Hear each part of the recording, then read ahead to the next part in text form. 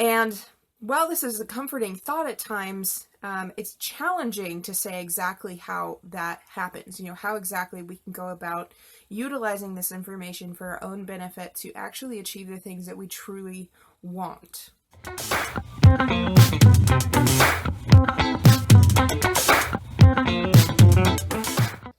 Hello everybody and welcome. Today I wanted to talk about importance versus decisiveness or stubbornness or bullheadedness.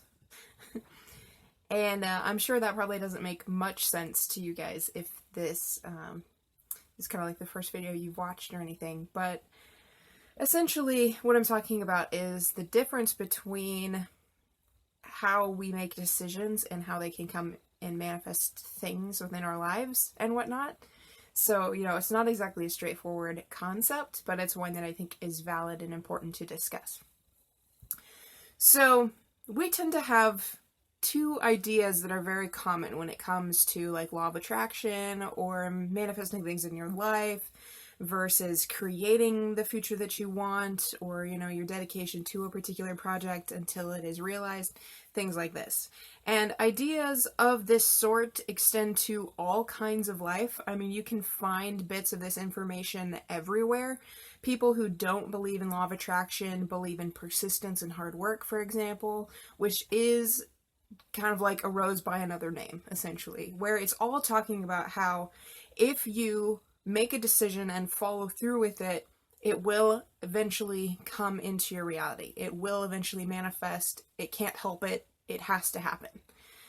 And while this is a comforting thought at times, it's challenging to say exactly how that happens, how exactly we can go about utilizing this information for our own benefit to actually achieve the things that we truly want. So perhaps the hardest part of this, in my perspective, is figuring out what it is that you really want. And I don't just mean like coming up with random things that you want. I mean like things that you truly desire within your heart and soul. These things aren't exactly something that can just roll off the end of your tongue at a moment's notice. These are things that you genuinely have to take time with and meditate on. And even then, you can't be sure if it's you that came up with the idea or if it's some societal expectation that has been implanted within you, creating a desire that isn't actually something you care about as a person. So, for example, the desire for money is one that most of us have dealt with at some point or another.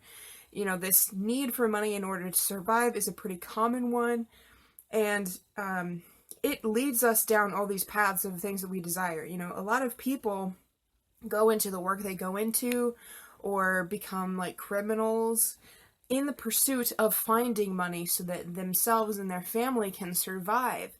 And the pursuit of money is so strong within them that they don't realize that the pursuit of money is a false pursuit. As in, money is not actually what you're looking for. It is merely an attribute that comes from finding your path. So if you pursue money as your goal, you're off course. And that's not always an easy thing to hear. And it's not an easy thing to work with. It's not easy to get out of. I mean, it's a challenging concept. So while you can say, hey, I want money, that is not actually the desire of your soul. And I can pretty much say that's the case for every human being in existence, because money is actually a fairly new phenomenon. So if your desire for money, it doesn't actually resonate with your soul, it doesn't resonate with your heart, because your heart doesn't communicate in modern terms, and money is a modern term. So the desire is something else. So figuring out that desire, figuring out the base, figuring out the root want is probably one of the most challenging concepts out there. What's nice about desire, though, is even if you can't express it in words or in thoughts, which is what we're usually looking for when we look for a desire, your heart already knows what you want. Your soul already knows what you want. So as long as you come into alignment with your heart and with your soul, you will inevitably move in the direction of the desire of your heart. You will inevitably fall into line with your path and with your desire and with your future as best suits you, which is a really comforting thing to hear, because when you're looking for your wants and your desires, we have this concept of we need to come up with them right now so that we can, focus on them and pursue them. But it's helpful to know that when all else falls away, you will continue to move in that direction. It's natural for you to do so because that is your path. That is your world, and that is what you really want. So with that in mind, now I'm going to go over to the concept of importance versus stubbornness and decision making and all these other things. So importance comes along the lines of a dream or a wish. This is something that reality transurfing talks about, where you want something, and usually this is going to be, more than likely, this is going to be something you want mentally speaking, like it's a house or a car or a buttload of cash. I mean, it really doesn't matter what your specific desire is or what your wanting is, but when you wish it and then you start to doubt it, that's when importance comes in. These are the phrases that we use to kind of define this statement is, I want this. If I don't have it, I will die. Or this is really, really important to me. I really, really want this. Whenever you start adding in qualifiers like really, really, and when you start using words like want, you're actually saying, I want, but I can't have. And it's not easy to hear that extra phrase in there, but pretty much every time that you say, I want, you also mentally kind of go through but I don't have or can't get this. And that's where this problem comes in. We like to say that desire is the mechanism to move you forward. But the truth is, if you just rely on desire, if you rely on wishful thinking, you end up creating doubt along with your desire, which means you're fragmenting yourself in two different directions at the same time every time that you say, I want and really need this, that, or the other thing. And that's where importance gets in the way. We like to say that if you focus on something, dedicate all your energy to it, persist and pursue that goal, like life will not work otherwise, you will inevitably get there. The problem is the path is going to suck, it's going to be hard, and it doesn't actually guarantee results. Instead, what you need to do is make a decision and say, I will have this.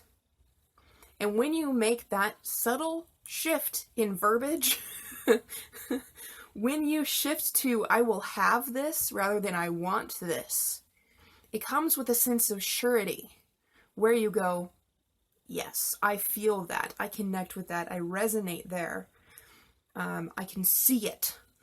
All those things. When you start using words like I will have, I see, I hear, I feel connected to this, then you start to actually implement this feeling of certainty.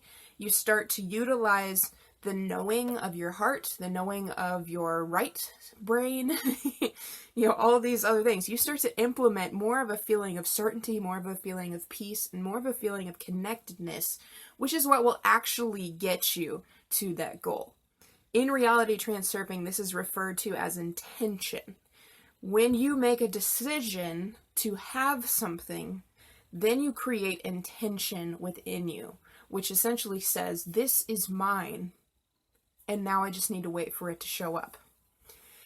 And as much as I wish I could translate my emotional state to you, when I say those words within me, the feelings that I have, I can't. So I hope that you can kind of feel the difference within you, because it really is amazing, but it's also really subtle how that shift occurs. Because when you say, I want, it's kind of like a question, versus when you say, I will have, you feel the sense of certainty kind of well up inside you. I want kind of creates tension and questions and distrust and doubt, whereas I will have is saying, this is in my path and I know it. So I don't have to worry about it because it's going to be there for me one way or another. And this is where I want to be all the time. And this is where I want you to be all the time as well. Because that feeling of certainty, that feeling of inevitability, that inner knowing that this will work out exactly as you want and need it to, is so comforting. It is so comfortable, and it feels so good just to know that what you want is going to be there one way or another. That you will find whatever it is you're looking for because you can't help but find it. And I love that feeling. I love it so much. It is so great, and it removes all the tension, removes all the fear and all the doubt, because you're just like, that's it. That's my path. I'm supposed to go there. There is no doubt anymore. That is mine. And while I know that some people might look at this and go, oh, you're being entitled, or, you can't say that you own the world or that you own whatever it is that you're looking for, like all these other things. The difference between entitlement and certainty, once again, is super subtle. And that's the challenge that I think most of us are coming up against. We have all of these emotional states that we discuss over and over again, and we misdiagnose them. We mistranslate the actual feeling. Like we call stubbornness or pigheadedness rather than certainty. And we call like laziness, we say that that is a bad thing, whereas low energy or taking things slowly or trust, very different things. So you could be lazy or you could be trusting. And while the two are very close in their frequency level, one is on the negative side and one's on the positive side. And I wish I could explain this better because I'm like, oh man, I really wanted to express this idea clearly, and it's challenging. But that's kind of the thing, is emotions kind of go in a pendulum. They kind of fall into a balancing mechanism. So if you're feeling excited or you're feeling nervous, you're actually feeling the same emotion, but on two different sides of the scale. So if you look at life as a pendulum, your emotional scale is a pendulum, and it swings from side to side. And this is actually a new concept that I've been thinking about after studying the Tao Te Ching a little bit and studying reality transurfing, where the truth, the nature of you is really in the middle somewhere, but it's a shifting point. But your emotions are going to fall on one side of the pendulum or another. And there is not a negative and positive edge of the spectrum. There is just the extremes of, like depression, and then whatever the positive aspect of that is.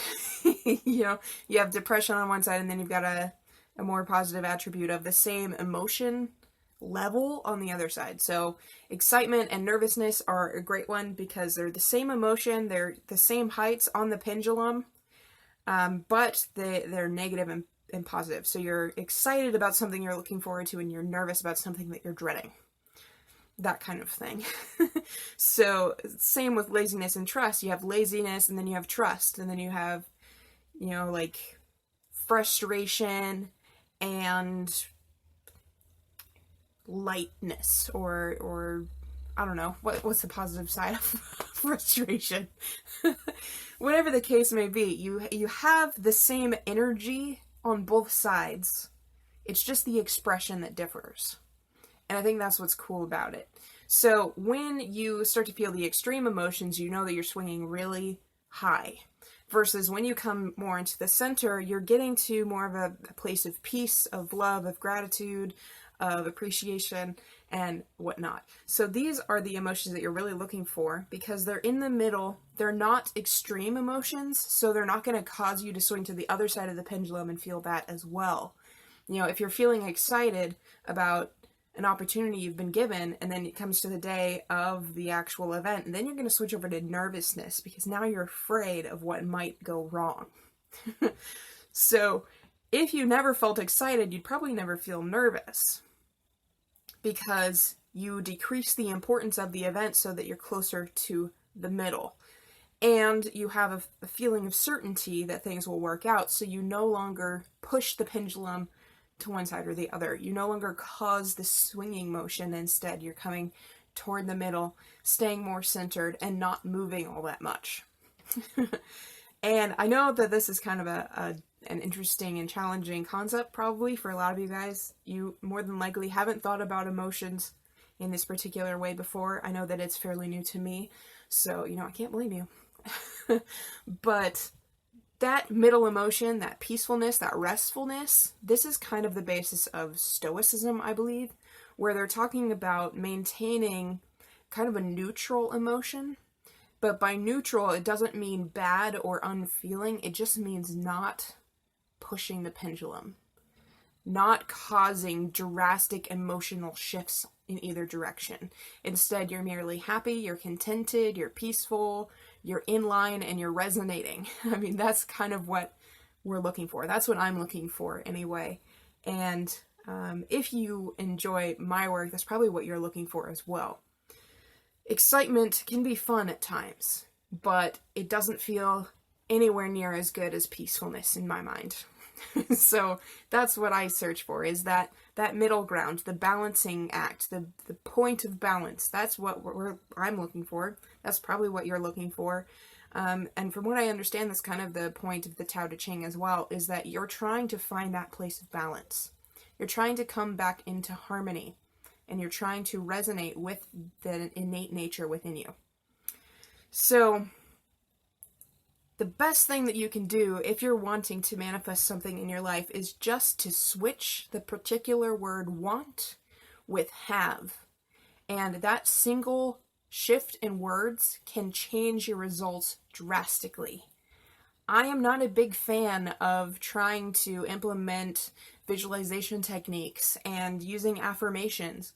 These might be things that help you, but personally, I'd rather trust that my heart and my soul knows exactly where I need to go, and whatever comes to mind for me when I think about the future, and whatever brings my heart joy, whatever makes me smile, that is exactly what I need to be thinking about. And my heart, the right side of my brain, all of these things, they're going to bring that to me, and I don't need to worry about it. And through this, I can maintain my balance and find the things that truly matter to me. So, who knows how this will go? Personally, I think I'm pretty well off given this information. I feel like this is the truth, that balance is what I'm looking for always, that harmony is what I'm looking for, and that understanding is merely the mechanism through which I try to find balance within my life. And balance is everything. Because balance is harmony and resonance with the rest of the universe. It is what brings us back into alignment with everything that is us, which is the universe. So I think I'm going to end the video here. I hope you enjoyed it. If you did, make sure to click the like button. Subscribe to my channel and click the notification bell so that you are notified when my new videos are posted, so that you can continue to get more videos like this along this line and discussing topics such as this, and so that you can get to know me better, because, I think that'd be a lot of fun to see what kind of things we can do as a community. So if you have any questions, comments, ideas, video concepts you wish I would discuss in the future, feel free to leave those in the comment section as well. And if you enjoy this balance concept, why don't you go ahead and write in the comment section what area of your life you're looking for balance in most often at this current point in your life. And maybe we'll get some help from each other in that regard. So that's all I have. If you are willing to support me, head on over to my Patreon page. But otherwise, thanks for watching, and I will talk to you again soon. Bye.